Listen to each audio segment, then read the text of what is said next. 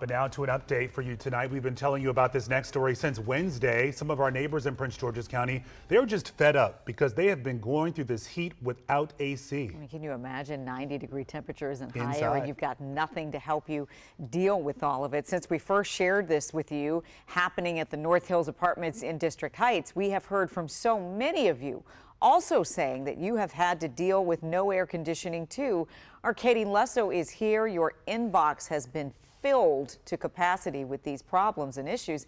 And Katie, this is just not a pesky situation. This is really dangerous. It truly is. And tonight I was able to check in with just some of the people who have reached out since we first reported on this Wednesday. I have messages from people all over Prince George's County, but also other parts of Maryland, in the district, and even Virginia. So I think one of the big things we've learned tonight is this isn't an isolated issue, but it's a big one.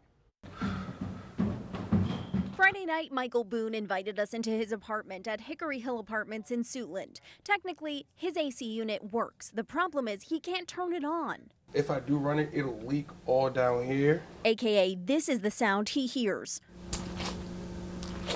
anytime he walks through his apartment. How long has it been like this? 2 to 3 months. They've given him a portable AC unit, but he says it doesn't do much, and he's worried about next week's predicted forecast. If it's going to get hotter, it's going to get smellier in here day by day. Less than an hour later, we caught up with Councilmember Crystal Oriata, who represents District 7, which includes North Hill Apartments, where we brought you Wednesday. If you wanted a free sauna, just come here. And Capitol Crossing Apartments, where she introduced us to a family whose thermostat read 82 degrees Friday night. Next week it's 100 degrees. It's going to feel like 112 in my apartment. If they're not being enforced, if they're not being regulated, there's no incentive to stop doing it. Which is why she says she's working on legislation that would bring stiffer penalties. Advocated to make sure that we could raise our fines from a minimum of $1,000 to $5,000 per infraction.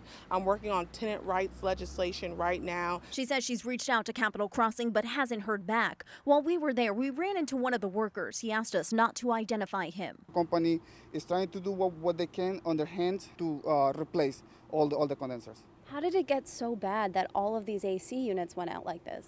I mean, people don't know how to use it. They think by lowering down by 60, they're going to have more cold air in the apartment. It doesn't work like that. The council member says the companies need to take accountability, and she plans to make sure they do. Someone could die. That's the reality here.